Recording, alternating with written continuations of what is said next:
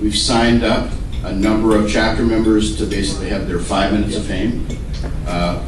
We did have 10 people, but I got a couple of, I'm sick last night. I could have been stage fright, but probably people were sick. So we have 8 speakers today. So all along I've been telling them they got 5 minutes, and we still want to kind of keep to that, but if I won't actually give them a hook until they get to 6. And so they're gonna, basically the format I gave them is they can say, who they are, where they work, and then they're going to tell a story, either about a success that they had a client, or maybe some place where things didn't go quite so well, but there's a good lesson to be learned.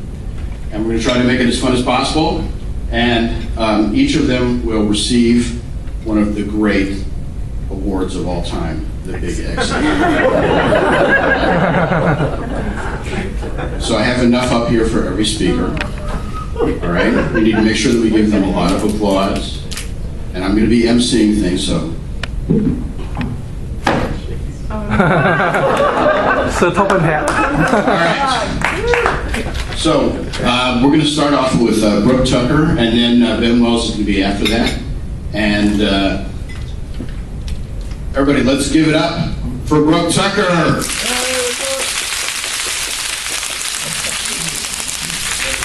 Thank you all. Thank you very much. Brooke Tucker, Tucker and Meltzer Valuation Advisors. We're a business valuation firm, and many of you know that in a former life I was an M&A guy with Tucker Capital Advisors, and prior to that with the American Express Company. And I was an intermediary and sold companies, usually small, privately held. I'm going to tell you the story about KIP Visual Systems this morning, or as I would call it, the 400-hour assignment. In the business brokerage business, or intermediary, or on a really good day, investment banking business, if you're going to sell a company, it's somewhere between 200 and maybe 800 hours of your time, and you only have so many of those to give in any one year. So selling 4 or 5 companies in a year that's a pretty full year, and a pretty successful one if you go 5 and 5. KIP Visual Systems is a company that, I did take some notes, is a company that's in the business of the sales, installation, and service of video surveillance equipment, audio-video systems, access controls, and digital storage, but primarily of video surveillance. And these folks specialized in the not-for-profits, which are churches and synagogues and government centers, but they also had other things like car dealers' parking lots. And so the cameras that are up on the light stands, that's what they do. The company was actually founded in 1865 as a tannery in the city of Baltimore. And for whatever reason, the C Corp charter had drifted down from sort of family member to family member to family member. And I'm going to call the owner Joe just to maybe protect his identity a little bit. The company did about $2 million in revenue, threw off $350,000. I had originally met the owner in 1997, and he came to me in kind of late 2010, said, "I'm thinking about selling my business, will you represent me?" And I'm looking at this and going, well, it's a $1.6 million transaction, it's awful small, my minimum was usually $3 million at the time. But I had known this guy for 10 years, he was in the Baltimore business community. And by the way, he had 2 buyers ready to go. This is the hook for the, oh, we're ready to go. We can get this done in 60 days. Okay, so I'm thinking 40 hours, my time, and I'll just be a little bit of an advisor. I'll write up a 3-page executive summary. I'll get the spreads done. We'll do a due diligence checklist. We'll present it to the buyers. We'll get the LOIs. They'll pay the $1.6 million, and we're done. Well. That was October of 2011. And so that's kind of the background on that. By December, and he also told me that he had some health problems, that they were all going to be solved, but it would take about a year or so. And I quite frankly realized that he had cancer. And having been a cancer survivor myself, I figured, all right, what the hell, we'll get this done 60 days and whatnot. The owner died on January 12th. just 2 months and 12 days into this assignment. He had cancer of the abdominal, whatever, and he had a ruptured spleen and he bled out to death before he could get to the hospital. It was tragic and everything else. Meanwhile, I've got 2 LOIs on my desk, one at $1.5 million, one at $1.45 million, something like that. This very quick assignment, 40 hours, turned into about 400 hours at the time. Very tragic, and one of the things about this was that this particular owner had these specialties, car dealers and not-for-profits. And he was a key man in that regard because they all came to him, and word gets around, particularly among the nonprofits, that this was the place to go if you needed your video surveillance or your access controls or even audio-visual equipment. They would do the drop-down screens, they would do boardrooms. It was really a wonderful little moneymaker, but kind of a one-man show. One of the things is that both those LOIs were withdrawn within a week, and we had no buyers. They still wanted to buy the company, but they wanted to see how things settled out. And the company brought in a temporary CFO, basically to run the company and to give some guidance. Over that spring and into the summer, sales kind of started to erode at 10 to 15% a month. The customer base was hearing rumors, well, the company's going out of business, the company's up for sale, and in essence, sales bottomed out in August 2012 at about $1.2 million. And the estimated profit at that time, since the books and records were finally getting back into shape after having been disrupted, 1 minute, we're back down to $150,000. And so I'm talking to the widow, who is an attorney and who wanted $1.5 million for the company. I said, I can't do that for you. I won't do that for her. We have an Uncle Milty in here, the CPA, who was retired, who told her it was worth $1.3 million, and we had her attorney tell her it was worth $1.1 million. And at the end of the day, having gone through 7 more buyers and a couple hundred more hours of time, I told her to take the first 500 and run. We ended up selling it to the CFO, the temporary CFO, for $600,000. And so there's a moral to all of these stories. Number one, if you're an intermediary, never give up. And 2, don't take on assignments like this. Just, it's what I call a tar baby. Every time you touch it, it's all over you, sticky. Thank you.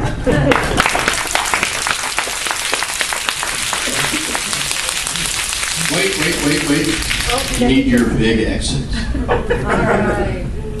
Thanks very much. Great story, Brooke. Great story. All right. Next is Ben Wells, and then Herb Ezrin's going to be in the wings. Thanks, Doug. I brought my own timer up here, so I'm going to make sure I stay on track. I'm going to tell you a little bit about a transaction, actually, that we just closed at the end of June. So I figured it was probably the easiest one because it's freshest in my mind. But this is an ESOP transaction. Those of you who know me know that that's what I spend a lot of my time doing. So, and I always have fun with them, and I'm always interested in talking about them. So this was a marketing and sales company. It's in the food industry. A lot of customer concentration, but very high barriers to entry. Very interesting company. The owner took over the company at age 28 when his father died, and that was about 25 years ago. And he, due to family reasons, was looking to slow down, although he wanted to stay involved in the business. He's got a great management team around him. But he was looking to, maybe take some money off the table and transition his life a little bit. It's an S corporation with one owner, and it has around 250 employees. Adjusted EBITDA in the range of $6.5 to $8 million a year. So a decent-sized company, although this technique works with larger and smaller companies. So the first option, and what he was exploring, was initially a sale to a strategic buyer, essentially one of his competitors. That sale most of the business didn't include some of the subsidiaries. And they were looking at a price in the range of $50 million. But 32 million was cash up front, and then the rest was in the form of an earnout that was payable over 2 years, with some semi-aggressive requirements to make that earnout. So, nothing was certain there. They got along, we're in the negotiating stage, negotiated the LOI, and then got to the due diligence phase, and the buyer wanted to talk to the customer. And in this case, there were really just very few customers for this particular business. A lot of concentration. And the seller balked because he didn't know if this deal was going to go through.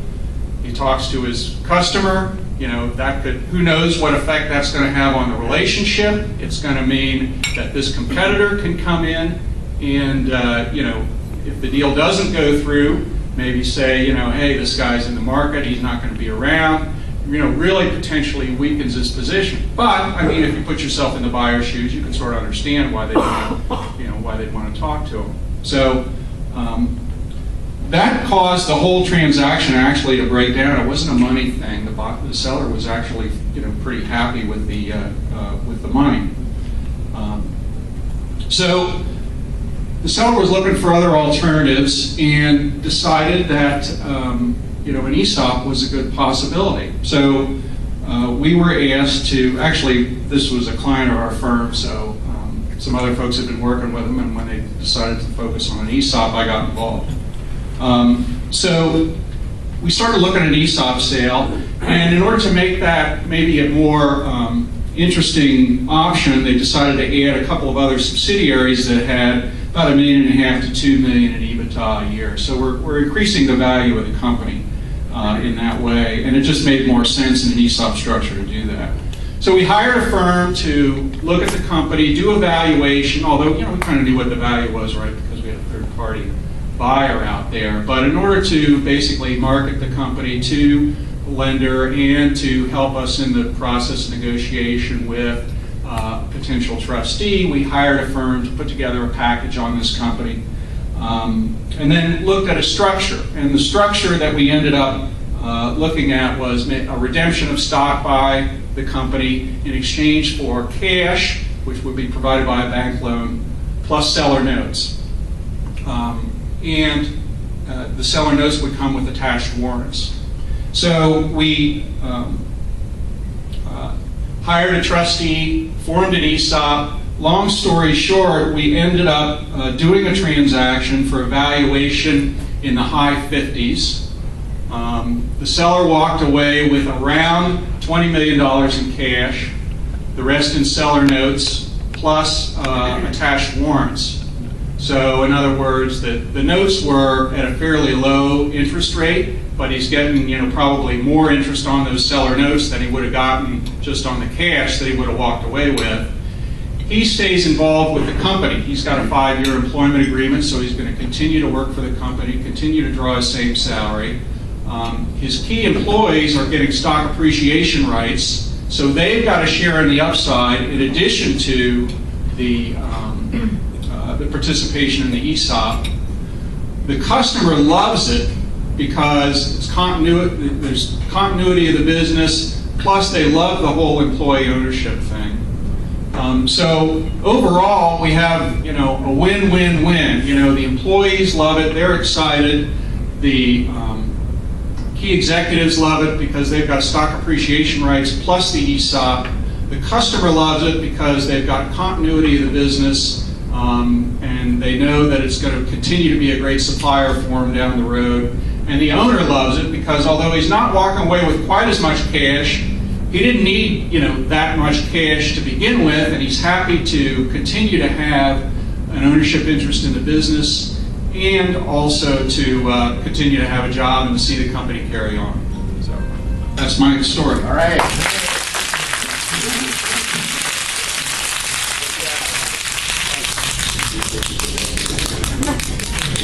All right, thanks. Herb Esern is next, and then Lisa Kirkenbauer in the wings. Have to talk fast.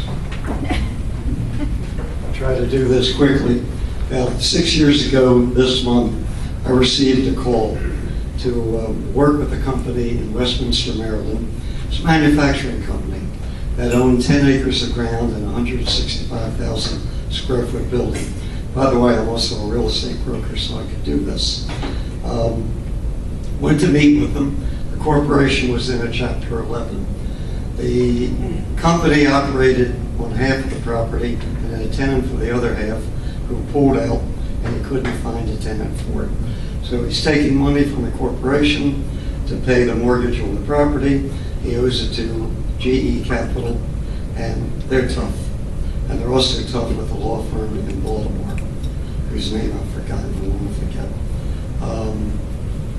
He owed money to SBA, and the prior owner, a developer, had a third trust on the property. So the first thing I did after I got engaged, by the way, the property was ready to be foreclosed on, which is where I got the call. I went and met with the bankruptcy attorney in Rockville, and we put the partnership of the two brothers into an 11. Next day, I got a very nasty phone call from the attorney, the law firm in Baltimore, yelling and screaming at me. How dare I put it into a Chapter 11? How can you put it into a Chapter 11? I finally stopped him and said, listen, I am an attorney. I don't practice anymore, but I am an attorney. I think I know that you can put a partnership into an 11. So back off on that. The other thing is, don't ever yell at me again. I'll see to it that GE gets paid, but don't ever yell at me again, or we're going to go before the bankruptcy court judge. So every month I had to squeeze money out from the client to pay GE Capital credit. I figured out what the property was worth, and it wasn't going to pay everybody off. So I went to SBA in Baltimore and convinced them to take 50%. They agreed to do that. I went to the third trust note holder and said, look, your money is gone unless you buy the property back. And we went through the whole analysis. He agreed to buy the property back. There was enough money to pay off GE, half of SBA, the admin costs, and my fee. Got everybody on board, 5 or 6 attorneys involved. The lender, the buyer's attorney, the seller's attorney, a couple others. And we're ready to go to closing, like tomorrow. Only at 5 in the afternoon, I get a call from the bank's attorney. Where is the order for the company in Chapter 11 to enter into a new lease on the take back when you sell the property? And I go, oh my God, I know that. Every attorney knows that. We totally forgot it. So I said, let me think about it for a while, how we're going to solve this. Because we're looking at 45 to 60 more days. The seller can't hang on with GE anymore. The bank wants to close the loan. The buyer wants to take over. I called the buyer and I said, look, you've got a lease that you're giving to the company with no personal guarantee. How about if you do a temporary lease to the two brothers with stating in there, no personal liability, and then you'll get the lease signed with the bank, with the court order a couple months down the road. Buyer says to me, if you can convince my attorney and the others to do it, I'll go for it. I called up every attorney and each one agreed to do it. Then I had to go to the two brothers, my clients, and convince them that if you sign this paper, you will not have personal liability. They're saying, but we're signing personally. Take a look at the language in there. It is a stopgap to get it to you. I finally convinced them to agree to it. Got them the document to sign it. We went to closing a few days later. Everybody got paid off. I got paid. And I guess following up with what somebody said, what the moral is, you got to think out of the box and you got to keep working at it. That's my story.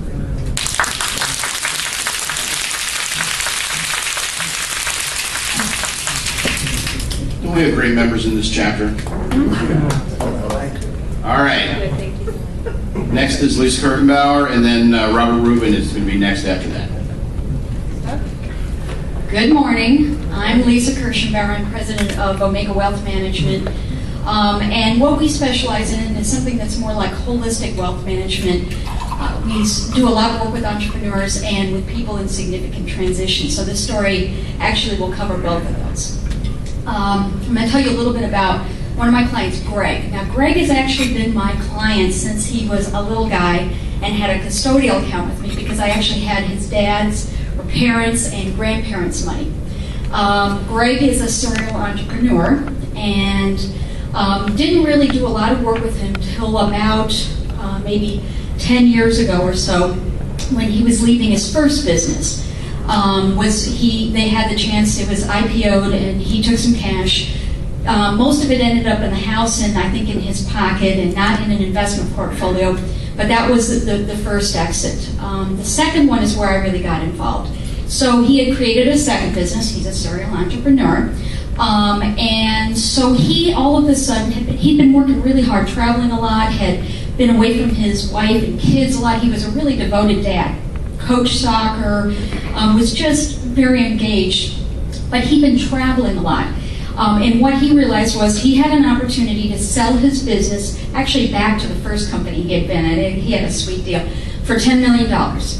Or he could stay involved for the next 4 to 5 years, travel a lot, and work towards exiting, but at $40 or $50 million. So you can imagine the choice, 10 million or 40 or 50 million. I can create a family legacy, or I can go home, spend some time with my kids and wife.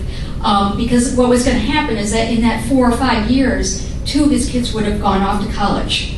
So it was a really difficult dilemma for Greg. He came into my office, he was really torn. And so what I did is I pulled out the 3 questions that we actually do with every prospective client. So this is something for you to know that we do this. The first question is, if you had all the money in the world, imagine you've won the Powerball, what would you do? What would you have? What would you be in your life? That one's always fun. Everybody has a good time with that one. The second one, though, is a little harder. So what happens if you've only got 5 to 10 years to live? And you're going to enjoy that time, but it's going to be over. Now, what would change in your life? What would become important?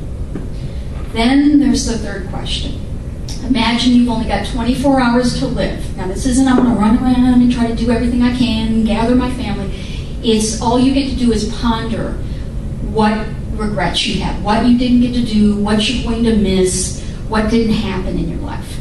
Well, it became clear to me that the answer for Greg was to exit. Everything he said he was going to miss his family. That was the most important thing to him right now. But he went home, he thought about it for about a week, and he said, I'm going to take the deal. Now, the other piece you need to know is that this was 2010, and he thought, some of you may remember, there was a special tax opportunity, at least we thought, or at least his tax advisor who told him this, that he could pull his money out. He had founder stock, that he was going to get this great capital gains treatment. So it seemed like a sweet deal. So he goes, he gets it closed by 12/31/2010. He's got the money. He spends the next 2 years really in a sabbatical. We've structured a portfolio for him, so he's got money for his family to live on. We pulled aside money for education. We've got money for the future. We've got the whole thing set up. Now, by the way, the taxes still haven't been filed. He sent some money to the IRS, but he hasn't completed that. So now it's 2013. He started his third business. He thinks this is the last business. I don't think it is because he's only in his 40s. But this one is going to be the $40 or the $50 million business. So, by the way, the taxes are still not filed. But I'm still hounding him on this. But what's now happened, so we worked through that first exit, but now we're in a transition. He and his wife are in the process of splitting up. They've been married since they were 25. All they know is their life together as a couple and as parents. So now I'm working separately with each of them to work through what is life going to be like, who are they, what's important to each of them. We're having to work through cash flow for the first time, which we never got to before because he wasn't ready. And the other thing I've just recently done is I'm a certified Colby consultant, so I do an assessment of how people instinctually take action. So in knowing that about Greg, and now actually I know it about his wife as well, I've been able to coach him better because basically I make him come in every week and work on his cash flow on Mint for about 2 months, and we came away with a cash flow plan for the first time ever. So there's a few lessons from this whole, I think, experience. Number one is the importance of good tax advice, because I can tell you today, I'm hoping before I go on vacation that I'm going to finally know what the liabilities are for 2010, that I'm now going to have to structure a loan against the portfolio to cover the taxes until we sell some property. So tax advice is pretty darn critical, and good proactive tax advice. Number two is the client was shocked to realize that, gosh, I can actually make money outside of my business. So that was good news. That was good learning for him. And I think the last lesson really is understanding and knowing your client. We've been much more effective because we understood how they were built, what kind of risk, whether they followed through on things, how much detail. And so it's been a great lesson for us, and I think it gives you a sense of the kind of work that we do with our clients.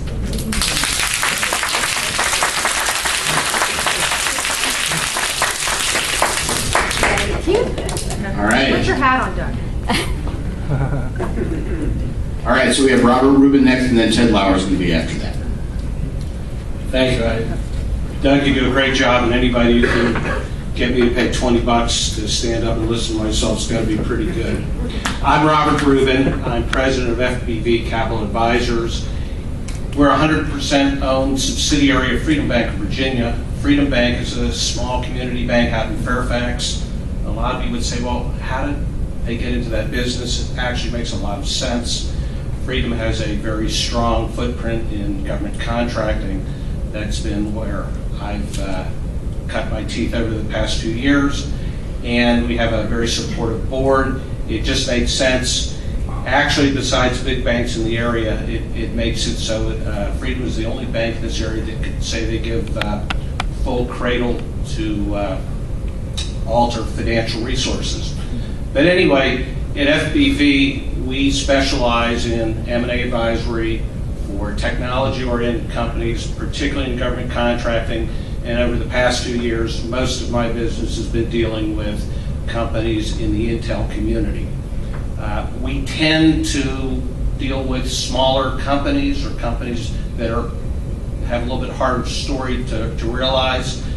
We've been kind of the go-to guys in that portion of the market, and we tend to take on assignments that some of our larger competitors would be interested in. Typical client has revenues of about $10 million to $35 million, privately held, usually something special there that you have to look a little bit harder to find.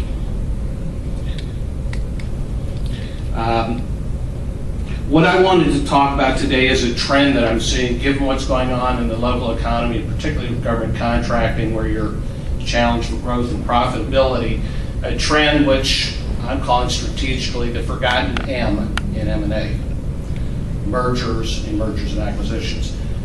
Traditionally, historically, if you look at things, there have been a lot more acquisitions, than mergers. Acquisitions are frankly just a lot easier. Two parties sit down, they agree on the price, they agree on the terms, the deal's done, papered in 60 or 90 days by an attorney, and after that, the buyer assumes operating control. And if you're very lucky, corporate culture and things like that may be considered. Mergers are much more difficult. A merger is a union of two or more entities into one. You're integrating the operating and cultural needs of the party into a workable environment, and becomes more of a collaborative effort. So of course, it's going to take a lot longer. A merger, resolving the most basic elements of transaction, valuation, ownership control, could be and are significantly more difficult and take one heck of a lot more time. I wanted to talk about a transaction that I'm working on now. We're getting close to a closing. My client was referred to me. They're from out of town. The owner is a woman who is in her late 40s, sharp as can be, has a company that she started in her basement that's grown from one contract to $10 million, very profitable, very successful, a lot of great characteristics. All of her business is in the intelligence community, which is very attractive in today's marketplace, but a very, very unique culture and a very unique operating style. She came to me, she's at a critical juncture in her growth. One of the reasons she's been so successful is that she's wearing 3 or 4 different hats, like any entrepreneur growing up to that stage. The question was, do I build it out? Do I invest and spend in systems and in people, business development, accounting, whatever? Or do I seek a partner who's going to provide those resources for me and give me more of a platform to grow? So we talked through that, and she decided that wanted to go out into the marketplace and look for a partner. We found her a partner, really threaded the needle. The buyer is a $50 million company, very complementary skill sets, very complementary operating environment, and the amazing thing was that the culture of the two companies was an incredible mesh. I mean, this was like a love-in when we met with the management team of both companies. It was incredible what the fit was, and usually that's the thing that throws you off. But as Brooke said, things that look great on paper can sometimes take a lot longer. This was a fantastic business case. The business model, it was bulletproof. We're going along, and about Thanksgiving, I'm expecting a letter of intent, and instead what I get is the phone line going dead. Don't hear anything from the buyer anymore, and I'm going, this is not good. What came out was the buyer had received an unsolicited offer to buy their company. And my client had made up her mind, that's the only person she wanted to sell to. So we sat on the sidelines for 4 months while this process worked its way through, and I have to say it worked out exactly as I told the buyer it would. At the end of the day, they walked away and they re-engaged with my client. In the interim, given the environment, my client's new business was not coming through. They had lost the contract. They didn't look quite as attractive as they had. So what do you do? Well, what ended up happening was we structured a transaction that really looks more like a merger than an acquisition. We've worked it out. My client is actually going to be on the top level of management. They've worked out the operating environment so that she retains significant control over the company, and the two cultures mesh right in. So in addition, what my client gets out of it is the resources that she needs. How am I doing, Doug? You got about 10 seconds. Okay. Anyway, what the problem was number one, valuation. My client wanted to get to a certain valuation. To get there, the buyer would have taken on a significant amount of debt, which would have really, really handcuffed them financially. What we worked out was a transaction that got my client cash, also got her an earnout so that she could get to where she wanted to be. But more importantly, the buyer provided stock in their company so that my client had all of the motivation in the world to make it work, and the buyer got something where a lot of the risk was taken out for him. So it was a win-win for both of them.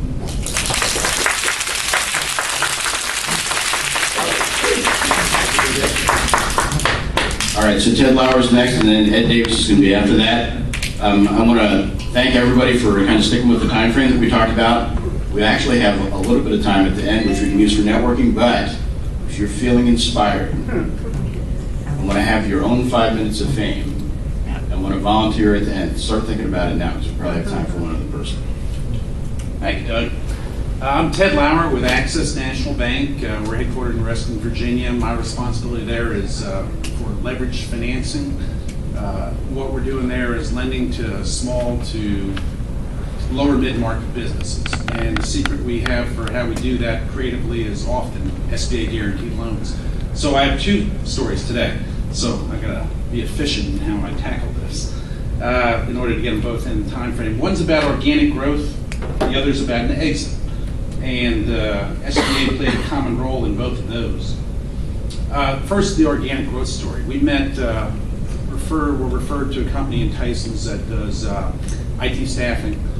And in 2009, they were running at about 230 million in revenue. So they were definitely in the lower middle market, well, maybe middle market. The owner of the company, when we met him, 100% owner, had been previously the 34% owner who had bought out the 2 or 3 other owners who were 66%. In the process, giving them all the cash on the balance sheet and taking on a $10 million seller note.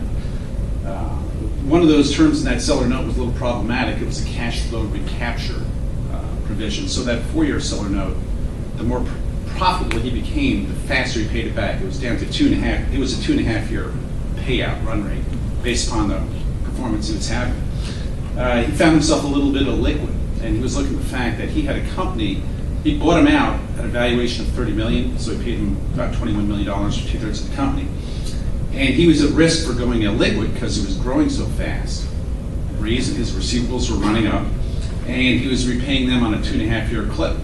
So he had to figure out what to do. And really, 2010, we're having the discussions. And it was a pretty tough market. I don't know if it wasn't for SBA loans being out there that he would have had an option other than raising equity and diluting himself. What he did, though, is he got an SBA loan for $5 million, which was a third lien behind on the business assets behind a factoring line of credit and the seller note. So it was, SBA really made the difference there. That would not have happened without an SBA guarantee. He was able to pay 2 weeks of payroll with that $5 million, which sounds kind of funny because that's a lot of payroll, but his business was $230 million. Today he's $330 million in revenue and doing well. So, and he raised $20 million for 20% of the company, which was injected in. So I guess you'd say the valuation at that point was $80 million. So that's a success story for him. And SBA lending made it happen. So the other story I want to talk about is how SBA helped with an exit. Exit being an appropriate topic. Like Ben, this is an ESOP story. The lady started her business, a professional services business, focused on serving government contractors and to give them consulting with GSA schedules and other issues. Business was fine. Fortunately, she set up an ESOP, and the ESOP owned 35% when we met this company. Unfortunately, she had passed on, so the other part of the ownership was with her husband.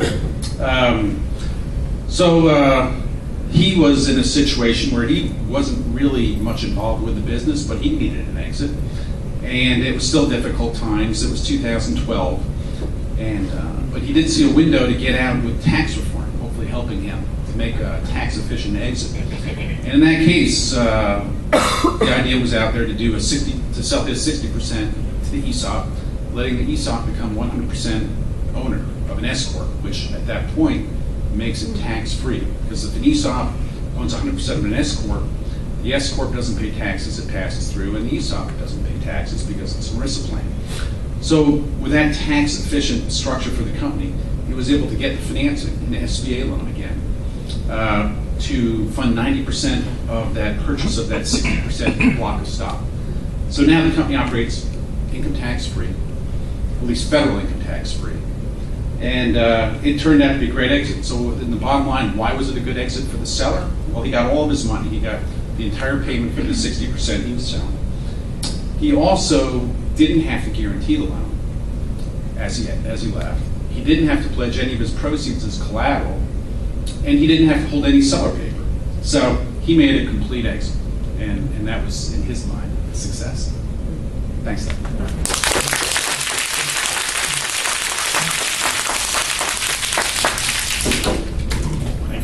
Thanks, Ted.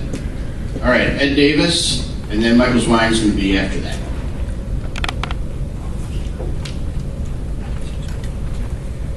Thanks, sir.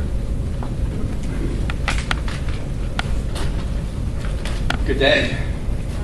My name is Ed Davis. I'm a partner with Harvest Business Advisors up in Columbia, Maryland. We work with smaller privately owned companies that are typically in the small market. We represent sellers who are looking for an exit strategy. We represent buyers who are looking for acquisitions, and we also do valuations. So the story that I'm going to tell you today is really, I'll give you the tagline, it's the deal that died. We've heard a couple of those this morning. We were introduced to a company who was, the owner was about 60-ish, and he was looking for an exit. And we scheduled a meeting with the gentleman and met with him. And during that first meeting, you know, there's always the kind of the touchy questions that you ask. What do you do? What kind of business do you have?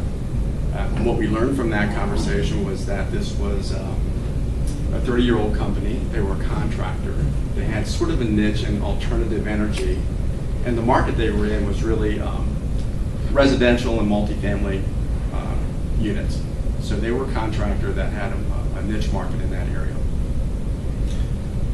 They did about 5 to 10 million a year in revenues, had about 25 employees. The dad and the 3 kids were very actively involved in the company. Everybody was there working Monday through Friday. Dad just was ready to take some money off the table and retire and go to West Virginia and enjoy life.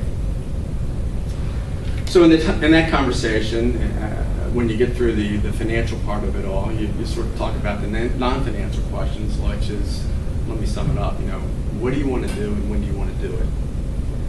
So, good question, because if I'm talking to someone, they say, get me a deal and get me out here on Monday, then that's probably a red flag that says, okay, something's going on, what do we have to do? If they're realistic in terms of their expectations and they can give us 6 to 12 months, then we probably have an opportunity to work with. So that's the background of the company. Once we collected that information, we get the typical financial information, tax returns, financial statements, other work papers, and other documentation. We go back to our office, and we use valuation methods, and we sort of come up with a range of value that we think is realistic given A to B. Go back for another meeting with the owner and say, okay, Doug, you're based on the information that we have, I think you're somewhere between A and B. Is that something that you can work with given what you want to do?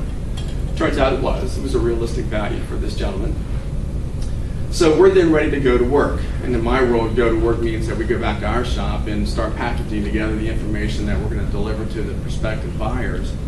And we also get busy creating a market. And that's 2/3 of what we do. Talking to a business owner, every time we exit from that conversation and go to work for these folks, we are creating a market. There is no market for small, privately owned companies. You're always creating a market. So we go to work, find, I think, a pretty good list of buyers for this person. So this is probably 3 months later, after the first meeting. We have a nice variety of buyers. We've got some competitors who have expressed an interest. That's always nice. We have the couple financial buyers, individuals who have expressed an interest. And we also have a new group that we met, which was, for lack of a better word, a strategic buyer. A newly set up company backed by 6 very well-to-do individuals. They had a lead person who was representing them. And they were in that market. So they were contractors who had learned the ropes. They knew their way. What they were interested in clearly was this technology that this person had in this alternative energy and taking that to new markets, that being a government market and commercial markets. So how could this fail? How could this not work? We have motivated people, we've got new connections, we've got financial capital, we've got human capital, we've got people that know how to make things work because they've been there, done that. It didn't work. It didn't work. We started our due diligence, and typically in due diligence, once you get into that, the buyers have one view and the sellers have a different view of what that's going to look like. And in the process of doing the due diligence, we had a few repricing issues. That happens. Haven't seen one yet that doesn't. Repricing issues in this particular case had to do with a work in progress that was being delivered, and also some non-competes or the absence of non-compete agreements. We worked through them. So we worked through those 2 particular issues, and then we get to a final purchase agreement, delivered to the attorneys. Attorneys did a great job. They were very deal-oriented, so they made a few changes, a few recommendations. Everybody signs off on the purchase agreement, and we are done. I'm done? No, 1 minute. 1 minute, okay. All right, so we have now gotten to the point where everybody's happy. There's clapping, we go to settlement, the funds are transferred, not realizing what's going to happen in the next 30, 60, 90 days. Dad stays involved, by the way. Dad wanted to stay involved and do what he was really good at in his market and also do the design work for the new market. So he was terribly excited. All right, here's what happens. The simplistic view of this, there was a lot of testosterone and a lot of egos that were in the room. And in a very short period of time, that took over the reality of the deal. So the deal wasn't working, people got defensive, finger pointing starts, and that led to a situation within the buyer group where there was a breakdown between the investors who were really passive and this one lead person who was very active. So they didn't get along, they were fussing and fighting among themselves, okay? And that led to the point where these passive guys decided they were going to become more operationally oriented. So they're naming new presidents and new general managers and new sales guys and yada, yada, yada. At that point, we're now 90 days into the deal. We had in the first 30 or 60 days, there was good news. There was some cash coming in and the investors got some money back, so everybody was sort of drinking from the happy cup. 30 seconds. And then that was the only happy time. So after the first 30, 60, 90 days, things started to fall apart, and then the acceleration started. So they started this unraveling in 6 months, and it just died in 3 years. So here's the lesson learned. We were all excited by the new opportunities. We were blinded by the opportunities. New markets, new connections, government markets, municipal markets, had human capital, had financial capital. We'd have to work really hard to screw this up, right? That's what it looked like. But it did. Number two, and this sounds like an oversimplification, I think, but it's communication and mistrust 101. It fell apart within the buyer's scenario, and it just, how many times do we hear about communication and think, yeah, right, well, we all do that. It didn't work for them. The egos got in the way. Nobody admitted the errors. Everybody got defensive. Everybody started blaming everybody else. The investors who were passive were too passive. They weren't engaged in their investment. They abandoned the market that they had. The stability essentially went away in that stable market, and they were in this risky market, and they hadn't made any traction in the government market or the commercial market. Reminder to all of us that deal with clients that post-settlement is the hard part. You do the deal, you get it done, you get a settlement, and then the hard part starts. And usually everybody's exhausted at that point, but you got to come in Monday morning really charged and ready to go. The biggest irony out of this, the one person who could have saved this deal and made it work, guess who that was? It was the seller. He'd been there for 30 years. He'd been there, done that. Did anybody ask for his help? Nope. Too many egos, too much testosterone. They left him out. They really alienated him, repriced his deal. He basically said, I've got a 30-year-old company that's done. So sadly but true. Thank you.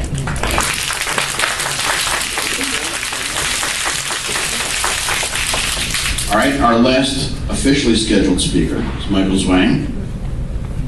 And again, I'll ask if there's any volunteers after this. I have always been good with money. About 10 years ago, I founded a hedge fund to take advantage of the Sarbanes-Oxley Act. I happily named the hedge fund after myself, MC Capital Management. And here's how it works. Sarbanes-Oxley requires that company insiders report their insider trades within 1 day of their trades to the SEC electronically. Prior to that, they had about 1 month to report in paper format. So what I did was I create a program to query the SEC database in real time. So when, say, IBM CEO bought 10,000 shares of IBM stocks, my program will pick it up right away and send me an alert to my cell phone. At the time, most likely I was on the beach, half naked.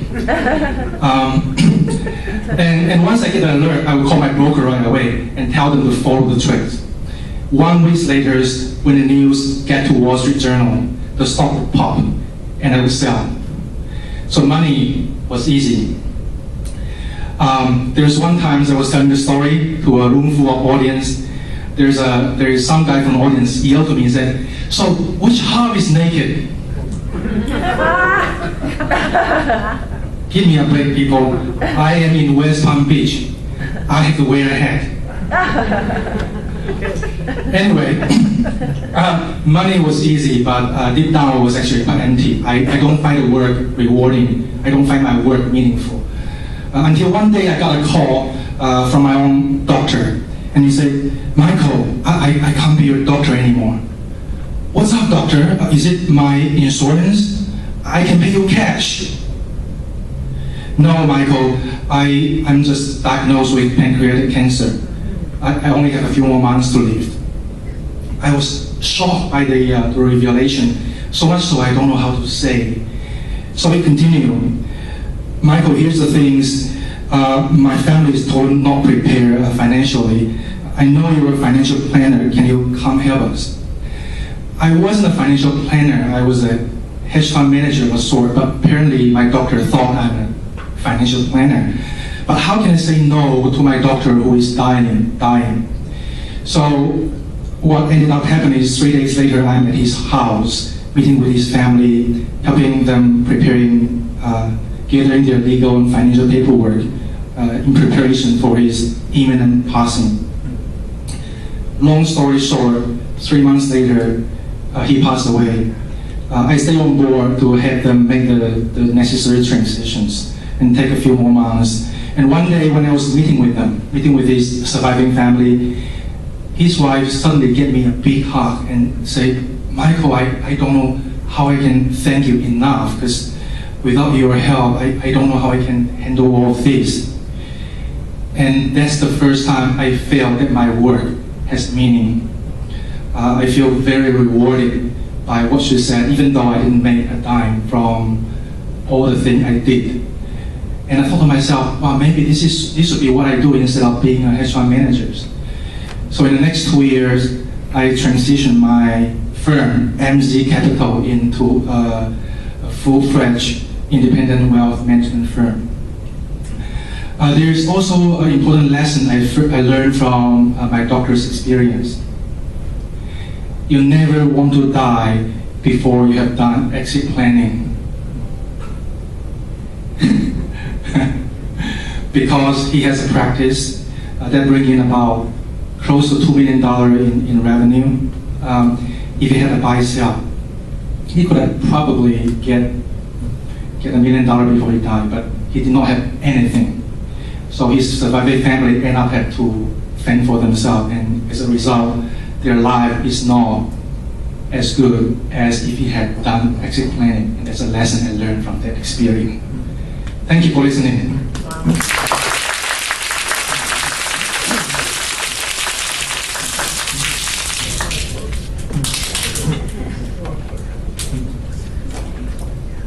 All right, so we actually have time for one spontaneous from the audience. Is anybody interested?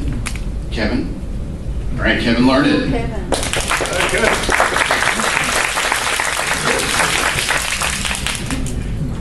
Kevin Learned with Bang Welch and Learned. We're a small law firm out in Reston. We do corporate and government contracts. Talk about a deal. Actually, this is one of the rare instances I can give you everyone's name, all the information, because litigation ensued afterwards. It's all public. So I represented a company called SEG Enterprises, which was the 51% owner of a company, this is a mouthful, Sociocultural Intelligence Analysis, Inc. Basically, they were hired by the government to tell them what people in different areas, foreign and abroad, thought about whatever the government policy was. It was about an $8 million company and was sold to Centra Technology, which is a mid-sized company locally here. I represent SEJ. The 49% owner was represented by a firm down in Norfolk, and the buyer was represented by Greenberg Traurig. So we did the deal, and one aspect of the deal was for my client, he had $1 million holdback note. Not contingent on anything, not in escrow. The buyer was holding the money basically to offset potential claims. Deal was done. McLean Group was the investment advisor, but they were the second one that was brought in. There was a prior investment banker who did a really poor deal, terminated that arrangement, bought a McLean Group. The problem was there was a tail, potentially, from the first investment advisor, and they came after us for it. We had a bunch of arguments why we thought we didn't have to pay the tail. The company that we actually sold to, they had actually approached originally, and they had said no. So they were pulled off. We paid them some upfront fees. We didn't really think they did much of anything. They were only on there for a month. Also, they were not a licensed broker-dealer. So we had a lot of different arguments why we didn't think we had to pay them. So that fight went on for a while. They never actually filed a lawsuit. We didn't think they would, so we just kind of kept pushing them off. So it's a year later now. The holdback note's due.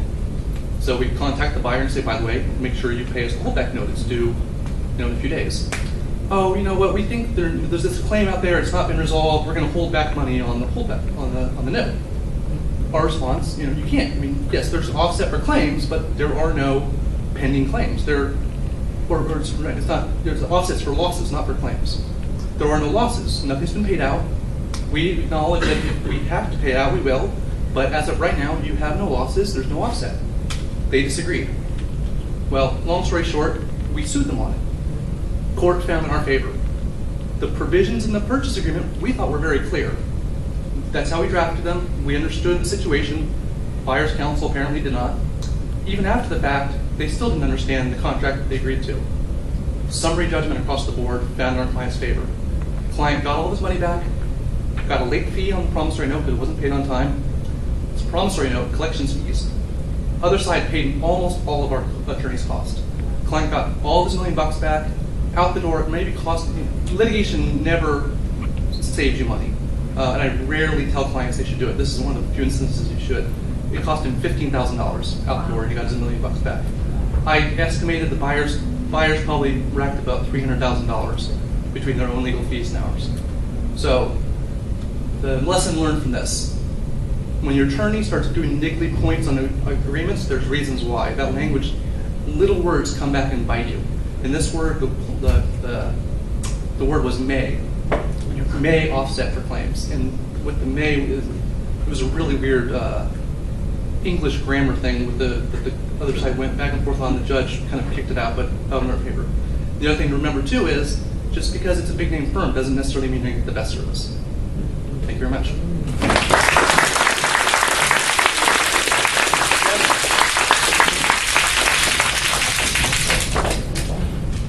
All right, can all of our presenters stand up today? Everybody that presented today. All right, let's hear it for all of our presenters.